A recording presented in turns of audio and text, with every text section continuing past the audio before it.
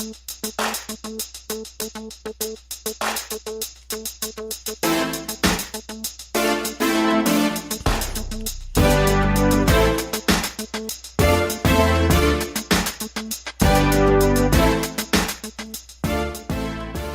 and welcome to the Black Entrepreneur Blueprint Show. I am your host, Jay Jones.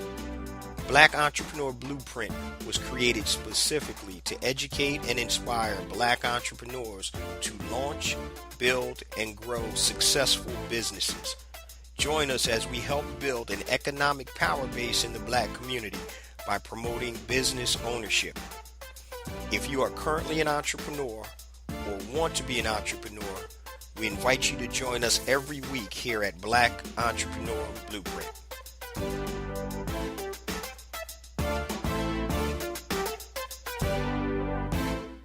Welcome to the Black Entrepreneur Blueprint, episode number 211.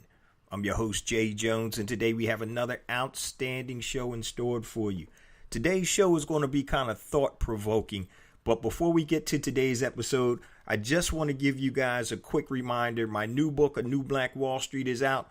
Please go check it out at anewblackwallstreet.com.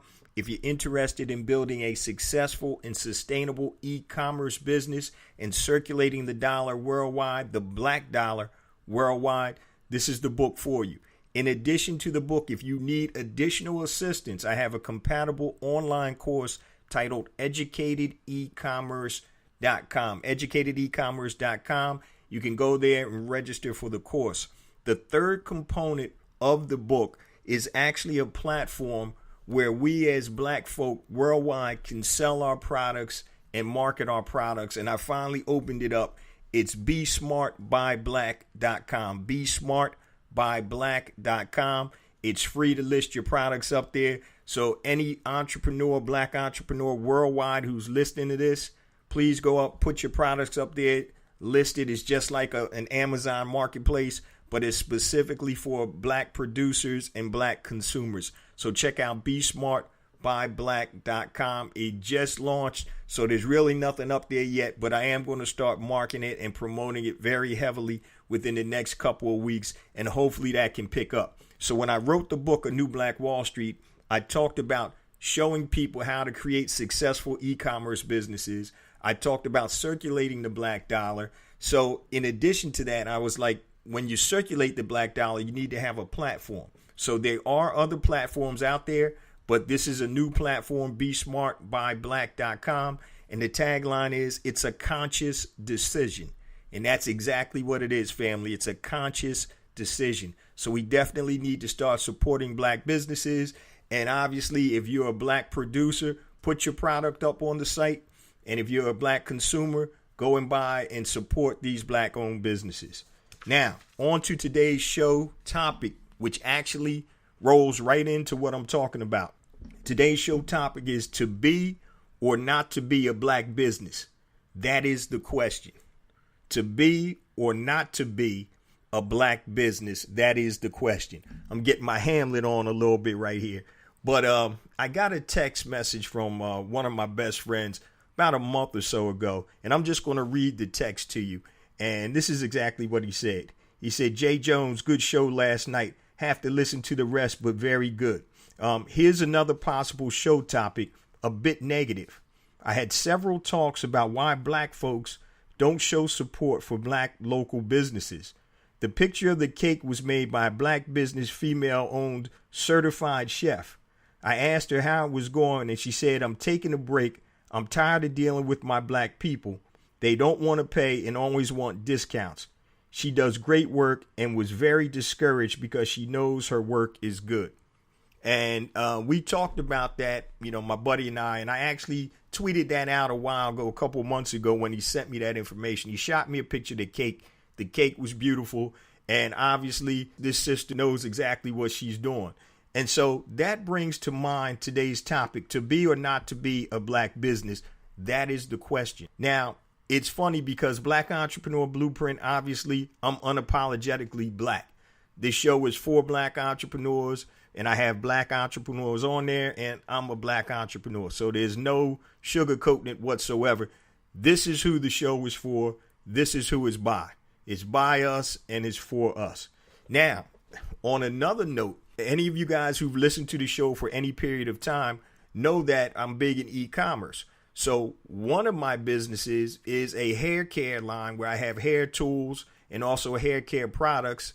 And I have one brand that's a high-end brand that's anonymous. Now, I sell it to anybody who wants to buy it, but I do not market it as a Black-owned business, and I do that specifically. And I'm going to go into some several pros and cons of why I don't market it as a Black business. And I'm also going to give you 5 ways how to keep your business anonymous if you want to keep it anonymous. So we're going to get a little deep today, and I'm sure there are going to be people on both sides of the fence because, once again, you shouldn't be ashamed of who you are, and I definitely am not ashamed, but I know I need to extract as much money as I can. Other folks have been coming into our communities for decades extracting money.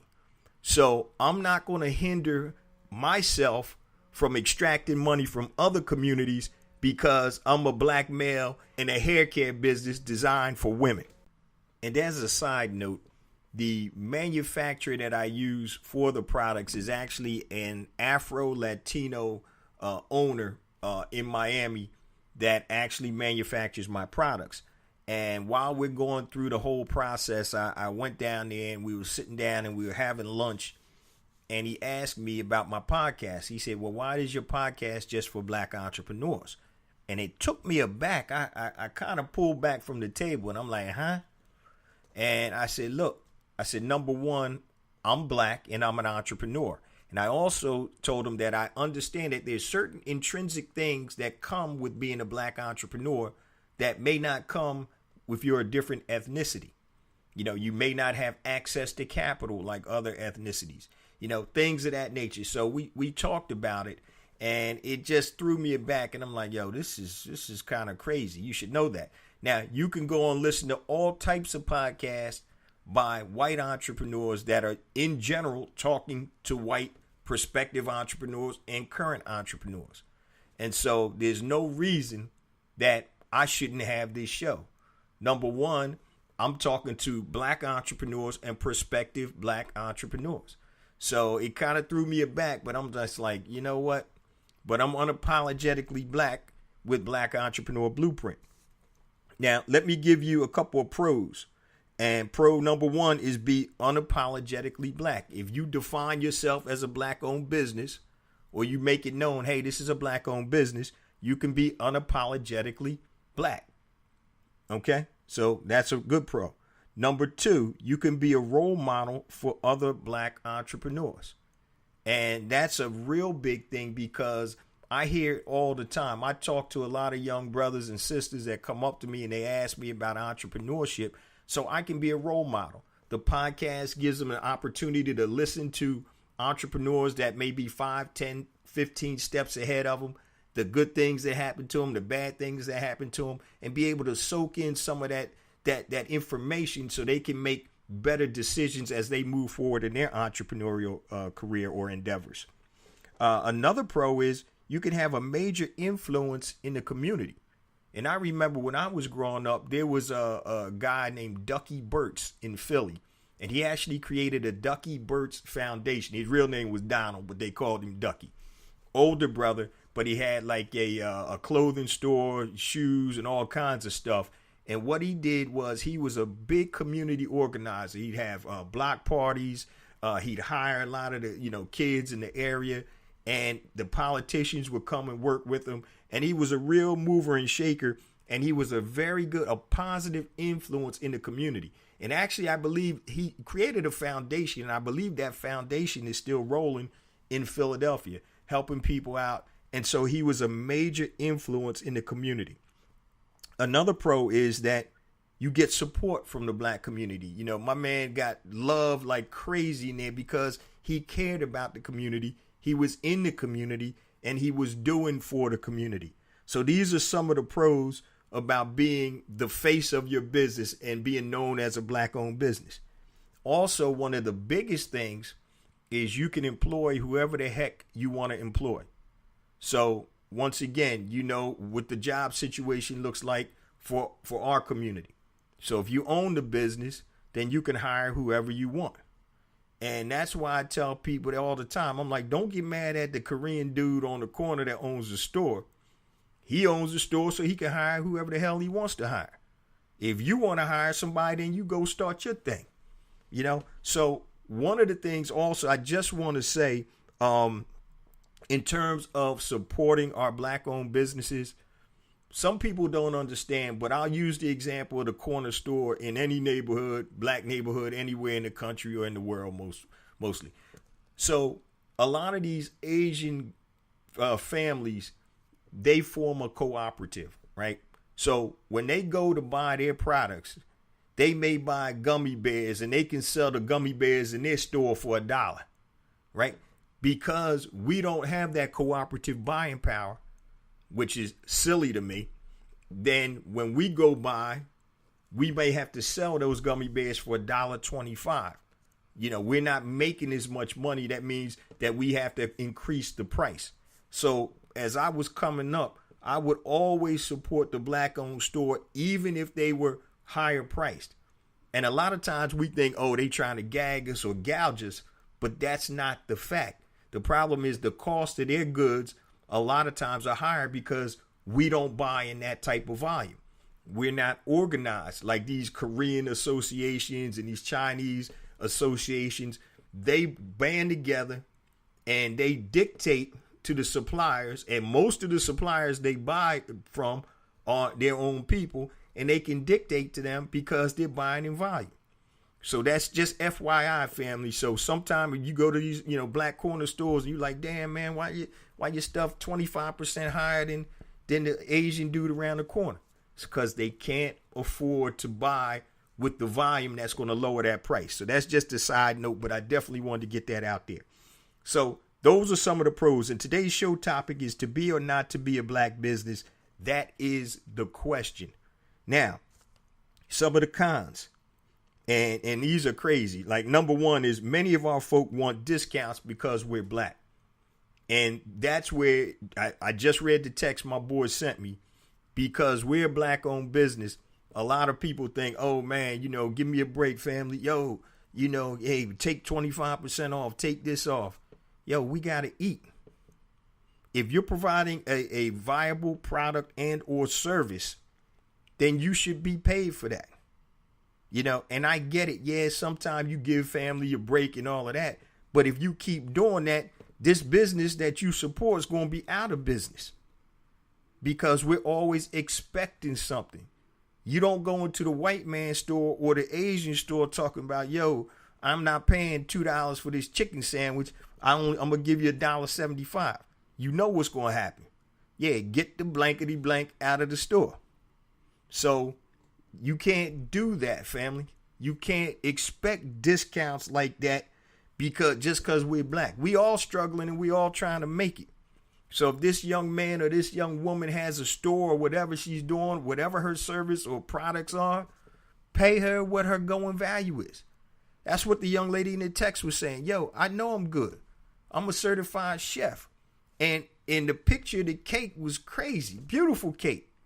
And people always asking for discounts. Yo, man, you don't ask anybody else for discounts. Respect my thing. Respect my game. Respect what I'm giving you. So that's one of the cons. Many of our folk want discounts just because we black, which is crazy. Another one is, we may lose business from our own people because we don't stick together. Oh, how many times y'all heard, oh, that's a black-owned business, man. I ain't going over there, man. They open 30 minutes late and close 30 minutes early. Now, my thing is this. If that black business opens 30 minutes late and closes 30 minutes early, I wouldn't go there neither. Because they're not even showing respect for their own business. But don't just say that. Let something happen to you. And don't put the standards on that black-owned business that you don't put on any other business. Oh, man, I walked into the store. They ain't even say hello to me. You go into the Chinese store to buy some chicken and beer. They don't say hello to you neither. What are you buying? And get out. All right. So don't put a higher standards on black-owned businesses. Now, yeah, if a brother or sister walks in the store, hopefully The owner will be, hey, what's up, brother? What's up, sister? Whatever, and show you that love. But once again, we losing business from our own people. And other groups don't do that. They're going to support their businesses no matter what. And I'm going to give you a real life story that happened to me about a year ago. There was this new soul food joint opened up near me, and I knew the son of the owner. The son was a friend of my youngest daughter. So I said, all right, let me go over here and check out this joint. I went like during the first couple of weeks they were open. So I go in there and I'm trying to order a platter of ribs. They were like, oh, yeah, you're going to have to come back in about an hour and a half. I'm like, huh? Yo, I'm trying to get my grub on immediately. You know what I'm saying? So I was like, an hour and a half. I'm like, yo, what's up? Oh, we don't have any more ribs. I said, oh, man. And my thing is, anybody that's in the food service business, right? You got to know. Now, they've been open damn near a month. You got to know what type of inventory that you need. All right.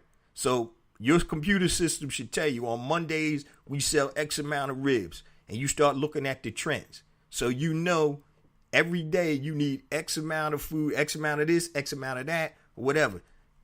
They didn't even have a computer system. You can get one of those square computer systems that's going to put all your inventory in and all. They ain't even had that.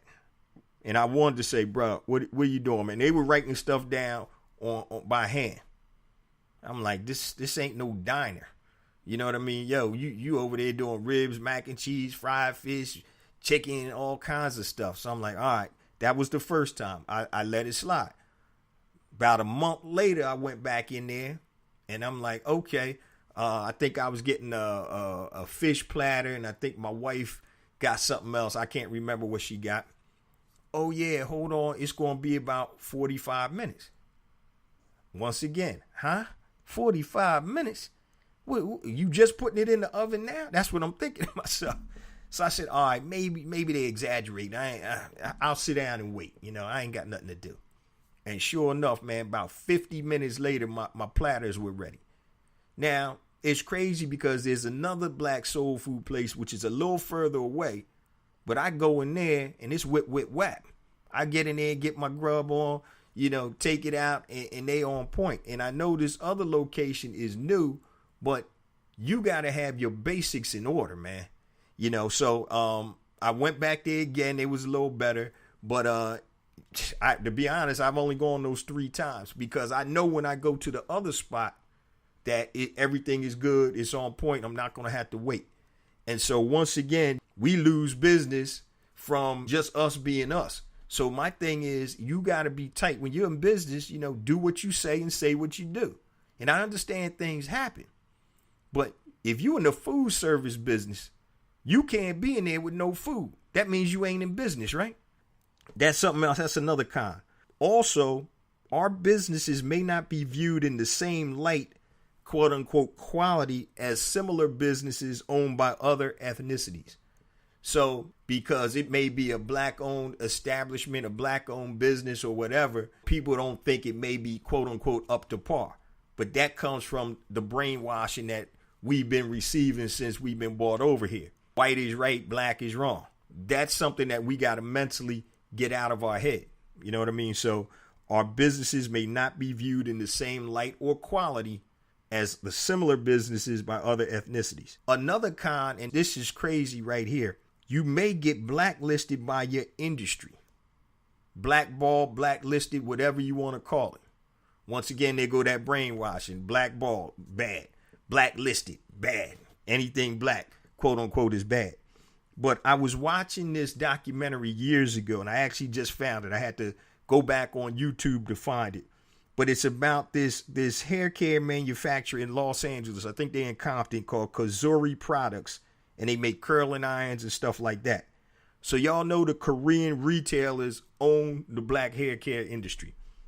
And what was crazy was the owner, sister and brother who owned this company, they said that the Korean stores started knocking off their products and stopped selling their products in their retail stores. and they were telling customers, oh, Kazuri is bad quality. We got to get rid of them. There's no demand for it anymore. And all they did was take their products, knock them off, copy them, and have some Korean manufacturers send their crap in there and basically blacklisted them from selling their products in the Korean-owned retail hair establishments. And that's crazy. Now, if they were a white-owned company, I don't know if that would have happened. But see, people think that they can step on us, folk, and nothing's going to happen. We're not going to retaliate. And that's why we need to start focusing on not just hitting mugs in their mouth, but you hit them in their pockets where it hurts. That's what's going to really turn things around. The Koreans basically got together and said, you know what? This black company had, and once again, it's called Kazuri. I think it's spelled Kizure. And this company has been around for years producing great products for black hair. And I know they sell a lot to the black hair salons and all that. But they basically got blacklisted because the Koreans are like, yo, we're not buying this stuff from this black manufacturing company anymore. We're going to knock it off, and we're going to start telling the customers, oh, this product is inferior. So one of the cons of letting people know that you black owned, you could get blackballed or blacklisted and get shut down. And it's funny because one of the reasons with one of my hair care brands that I don't want to be known as a black owned company, once again, I'm a bald black dude and I'm selling high end styling tools and all types of thermal protector and hair serum and all that stuff. And I'm selling that, and I'm selling it to all types of ethnicities. Black, white, or whatever. One of the reasons is that I don't want to be known. I want to be anonymous as the owner is, because just like this company, Kazuri, somebody could say, you know what? This black dude is in here. He's making some noise in here. Let's start trolling his company, start defaming him, putting out bad press about the company and the product. And I'm not going to have that happen. You know what I mean? So not in that industry. Because once again, it's lucrative. I'm making money and I'm doing just what them other folks do to us. Extract that money from their community and bring it back into our community. So those are some of the cons. So once again, family, today's show topic, to be or not to be a black business, that is the question. And I know it's a tenuous question. Like I said, that is the only business that I'm anonymous, quote unquote, anonymous on. And I'm not trying to be out there in the front anyway. And a lot depends upon what type of business that you have. So, for example, if you're a service business and you're a sole proprietor and you own a cleaning business and you come in to clean and you're the contact person, people going to know you're a black-owned business, right? Okay, so that's pretty self-explanatory. So it's pretty hard to conceal that. Like I said, it all depends on what type of business. Now, if you have a lot of employees, people may not know who the owner is. But if you're the chief cook and bottle washer and you're the person that handles sales, you're the person that handles account payable, if you're the person that handles everything else, then people are going to know. Once again, and a lot depends on what type of business that you own. I'm going to tell you some of the things that I do to keep my business anonymous, that one business anonymous. Now, once again, and I'm not trying to be the face of all of my businesses. I'm the face of Black Entrepreneur Blueprint because that's near and dear to my heart. Probably the closest thing to my heart than any of my other businesses. And so I am that. I'm Black Entrepreneur Blueprint. I'm Jay Jones. We damn near one and the same. And I need to be the face of that. My nature is actually to be in the background. I'm more the cat that likes to be operations. I like to be in the background, just handling things, making sure things are running smoothly. I really don't like being out front. But for this business, Black Entrepreneur Blueprint, I got to be out there. So I got to be out there. I got to get the information out there. I want to share my experiences, positive and negative, with the BEB family, and also bring on other black entrepreneurs to share their experiences. So I don't have a choice. So I'm kind of like the voice of the show. I created it and it's my vision. So I kind of have to be out there. But truth be told, I really rather be behind the scenes. So with some of my other businesses, I really am not out there either. And I don't hide the fact that it's a black-owned business. But with this one brand, I do. Because I'm protecting that revenue source and that revenue stream. And I'm doing, like I said before, family, exactly what they do to us. I'm extracting that money out of their community. just like they've been doing to us for years. Now, here's a couple ways. Here's 5 ways that you can stay or keep your business persona anonymous. And number 1, make your domain name private, right? So if you have a domain, your business name or whatever, you can make that private. And so somebody can look up, go on GoDaddy, well, who owns that name? Or whois.com? Who owns that domain name? If it's not private, they can find out who you are, right? So you go up there and they're like, oh yeah, Jay Jones owns this. Jay Jones, let me do a little research. Oh yeah, he black. Oh man, I ain't buying that stuff no more. I ain't know the boy was black selling hair care. That ain't gonna happen to me. I mean, selling hair care to anybody, right? That's not gonna happen to me. Number 2, you can incorporate in a state like Delaware where members of any LLC can stay anonymous. There's several reasons why people incorporate in Delaware, all the big banks, because any company you create, you can be anonymous. So you can create an LLC, ABC LLC. Who are the members of that LLC? They're anonymous. So if anybody was trying to dig and do some research, they won't be able to find out who are the owners or the members of that LLC. So you can incorporate in Delaware, and that's why a lot of companies do that. Number 3, create a generic contact email address like info@abc.com. Keep it generic. You don't want to have to put your name out there, J Jones at whatever, blackentrepreneurblueprint.com. Obviously, with the title, Black Entrepreneur Blueprint, and the name, they're going to figure I'm black anyway. All right. So you can create a generic contact email like info. Whatever your business is. Number 4, create a fictitious customer service identity for correspondence. And yes, I have done this. So with that hair care line, I don't email people back. When there's customer service issues, I've actually created a fictitious person. All right. Her name is Lucy. I'm not going to tell you her last name, but her name is Lucy, that actually handles all the customer service. My wife was cracking up, and she was like, why did you do that? Once again, I had to recognize and understand the industry that I'm in and the products that I'm selling. I'm selling high-end hair tools and hair products, and I'm a black dude with bald hair. All right? That don't match. Which one don't belong? All right, it's me. All right. So I created a fictitious customer service identity for correspondence. And if anybody's going to do it, I will tell you this. Studies have shown that if your customer service identity is a woman, it actually is better than having a man as a customer service identity. So those are actual facts in terms of research that studies have shown. So I created a fictitious woman named Lucy for this business who's my customer service representative. And also, number 5, how to keep your business anonymous. Keep the focus on your products and not the owner. There are a lot of people that want to be out there in the front. Oh yeah, I own this, I own that, I do this, I do that. But if you're a product-centered business, people don't necessarily care about who you are as long as your product solves a problem or does whatever it says it's going to do. So those are 5 ways, and I'm just going to repeat them real quick. If you want to keep your business anonymous, number 1, make your domain name private. Number 2, incorporate in a state like Delaware where the members of an LLC can become anonymous or can stay anonymous. Number 3, create a generic contact email address like info at whatever your company name is. Number 4, create a fictitious customer service identity for correspondence. If your name is Rufus R. Jones, they're going to know you black, right? So you want to create a fictitious customer service identity for correspondence. And number 5, keep the focus on your products, not necessarily the owner of your business. I know today's show may be a little controversial in terms of your thinking, but once again, I'm in business to provide service, products, and services. And if I'm not making money, I can't provide those products or services. I can't feed my family. I can't help support the movement.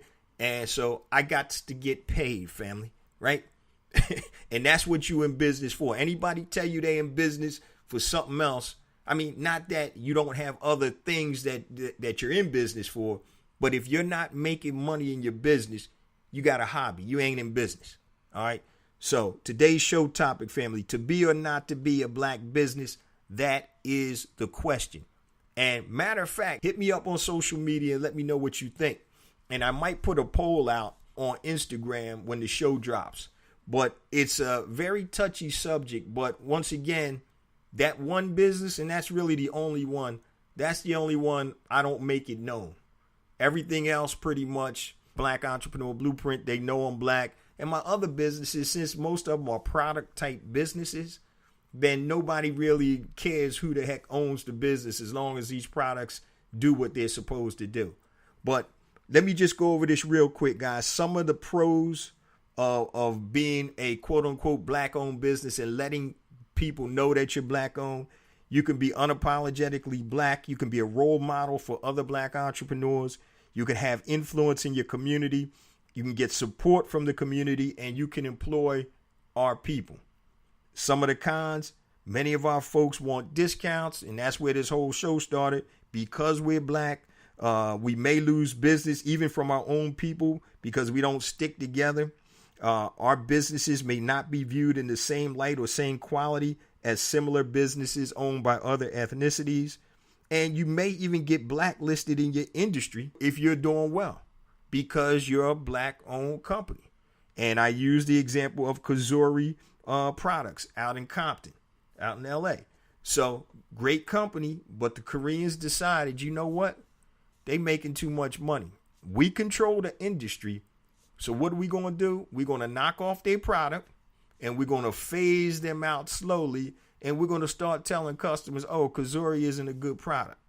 Nah, they aren't any good. We got these products over here that somebody in Korea made, which were a knockoff of the Kazuri products. That's what happens sometimes when you put yourself out there, you expose yourself. And once again, I'm sure it's different in different industries, but you have to make that determination to be or not to be a black-owned, quote-unquote, company. We all know the company is black-owned, but do you want to be anonymous, or do you want to be the face of your company? So that's today's show, family. Before we roll out, once again, I just want to let the BEB family know that please continue to spread the word about the podcast and the blog. Once again, and I say it every week, but I mean it, every week we get more and more downloads, and that's because specifically of you, the BEB family. So please continue to spread the word via social media, word of mouth, smoke signals, whatever you need to do. Please spread that word. Also, don't forget my book, my new book, A New Black Wall Street, is out. If you're interested in building a successful, sustainable e-commerce business, go to anewblackwallstreet.com and check it out. $14.95 plus shipping and handling.